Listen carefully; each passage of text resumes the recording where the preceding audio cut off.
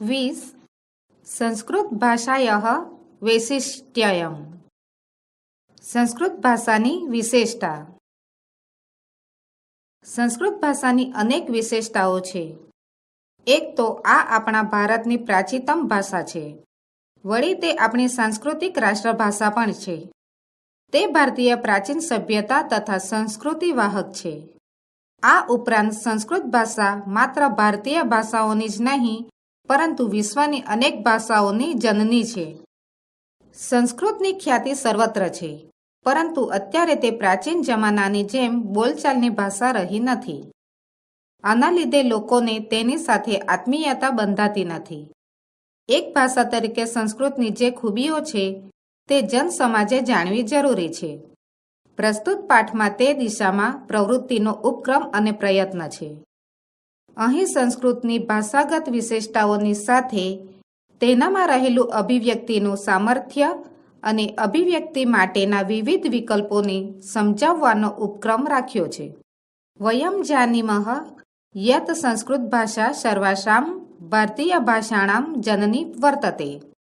અથ ચ સંસારે યા ભાષાઃ સન્તિ તાસુ સા પ્રાચીનતમા ભાષા. અસ્યાઃ ભાષાયાઃ અનેકવિધં વૈશિષ્ટ્યમ અસ્તિ. અત્ર ઉદાહરણરૂપેણ કિંચિત વૈશિષ્ટ્યમ પ્રદર્શયામ. આપણે જાણીએ છીએ કે સંસ્કૃત ભાષા બધી ભારતીય ભાષાઓની જનિતા છે અને વળી સંસારમાં જે ભાષાઓ છે તે સર્વમાં તે સૌથી જૂની ભાષા છે. આ ભાષાની અનેક પ્રકારની વિશેષતાઓ છે. અહીં ઉદાહરણ તરીકે અમે કંઈક વિશેષતા પ્રદર્શિત કરીએ.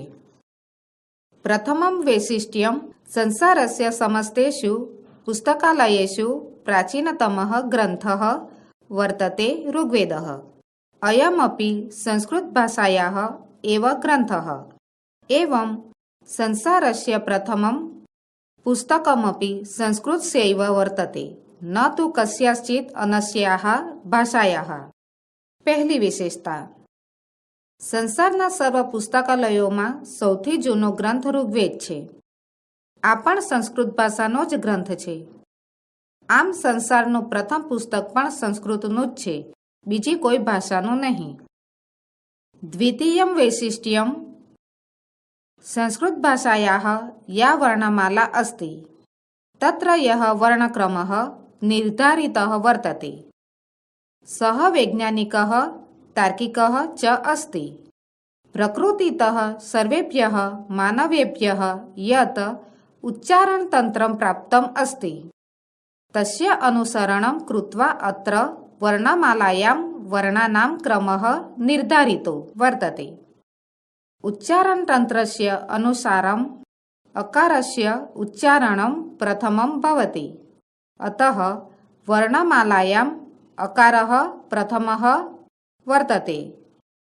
એવમેવ વ્યંજનવર્ણેષુ કકારસ્ય ક્રમઃ પૂર્વં ચકારસ્ય ચ ક્રમઃ પશ્ચાત વર્તતે.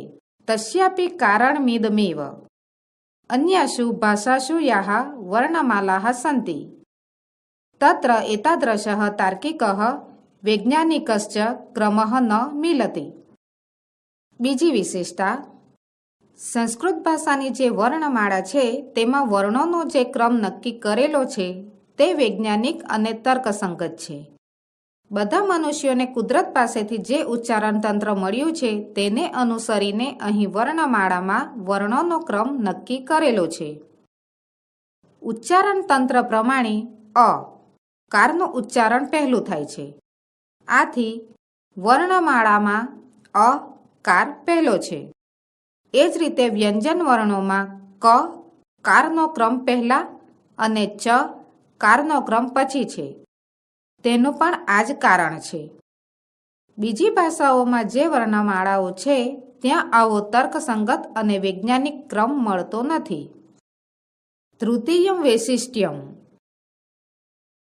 આચાર્યેણ પાણિનિના વીરચિત્તમ અષ્ટાધ્યાયી નામના પ્રસિદ્ધમ સંસ્કૃત વ્યાકરણમ માનવ મસ્તિષ્કસ્ય સર્વોત્તમા કૃતિઃ વર્તતે. એતાદૃશમ વ્યાકરણમ અન્યત્ર ન ઉપલભ્યતે. ત્રીજી વિશેષતા. આચાર્ય પાણિનીએ રચેલું અષ્ટાધ્યાયી નામનું પ્રસિદ્ધ સંસ્કૃત વ્યાકરણ માનવના મસ્તિષ્કની સર્વશ્રેષ્ઠ કૃતિ છે. આવું વ્યાકરણ બીજે પ્રાપ્ત થતું નથી. ચતુર્થમ વૈશિષ્ટ્યમ સંસ્કૃત ભાષાયામ મહાભારત નામના પ્રસિદ્ધઃ એકઃ ગ્રંથઃ વર્તતે. સઃ લક્ષશ્લોક પરિમિતિઃ. એતાદૃશઃ વિશાલકાયઃ ગ્રંથઃ નિખિલે અપि સંસારે નાસ્તિ. ઇદમપि સંસ્કૃતસ્ય અપરમ વૈશિષ્ટ્યમ. ચોથી વિશેષતા સંસ્કૃત ભાષામાં મહાભારત નામનો એક પ્રસિદ્ધ ગ્રંથ છે. તે 1,00,000 શ્લોકોના પરિમાણવાળો છે. આવો વિશાળ ગ્રંથ આખાયા સંસારમાં નથી. આ પણ સંસ્કૃતની અન્ય વિશેષતા છે. પંચમ વૈશિષ્ટ્યમ રામાયણમ નામા સુપ્રસિદ્ધમ આદિકાવ્યમ અસ્તિ. પુરાતને ભારતે અયમ ગ્રંથઃ અનેકાસુ લિપિષુ લિખિતઃ. સંપ્રતિશઃ નેવારી, મૈથિલી, બંગાળી, દેવનાગરી, તેલુગુ ગ્રંથ, મલયાલમ, શારદા ઇત્યાદિષુ લિપિષુ લિખિતઃ મિલતિ. સંસ્કૃત ભાષાયાः एतादृशाः बहवो ग्रन्थाः सन्ति ये प्राचीनकाले अनेकासु लिपिषु लिखिताः. एतादृशः उपक्रमः अपि संस्कृतस्यैव वैशिष्ट्यं वर्तते. પાંચમી વિશેષતા રામાયણ નામનું અત્યંત પ્રખ્યાત આદિકાવ્ય છે. પ્રાચીન ભારતમાં આ ગ્રંથ અનેક લિપિઓમાં લખાયો છે. અત્યારે તે નેવારી, મૈથિલી, બંગાળી, દેવનાગરી, તેલુગુ ગ્રંથ, મલયાલમ, શારદા વગેરે લિપિઓમાં લખાયેલો મળે છે. સંસ્કૃત ભાષાના આવા ઘણા ગ્રંથો છે જે પ્રાચીન કાળમાં અનેક લિપિઓમાં લખાયા હતા. આવી યોજના પણ સંસ્કૃતની જ વિશેષતા છે. ષષ્ઠમ વૈશિષ્ટ્યમ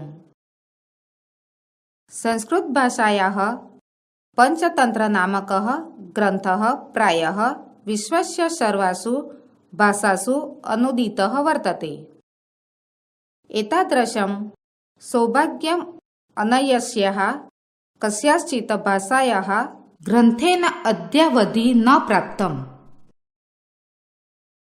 છઠ્ઠી વિશેષતા સંસ્કૃત ભાષાનો પંચતંત્ર નામના ગ્રંથનો મોટે ભાગે દુનિયાની બધી ભાષાઓમાં અનુવાદ થયેલો છે.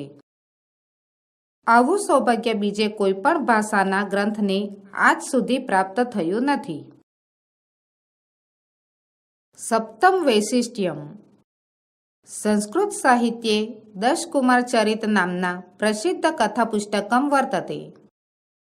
તસ્ય સપ્તમે ઉચ્છ્વાસે એક પાત્રમ પવર્ગ પ્રયોગરહિતાની વાક્યાની વદતિ. વર્ણમાલાયાः અમુકાન વર્ણાન વિહાય સંવાદકરણમ સંસ્કૃતે એવ સંભવતિ નાન્યત્ર.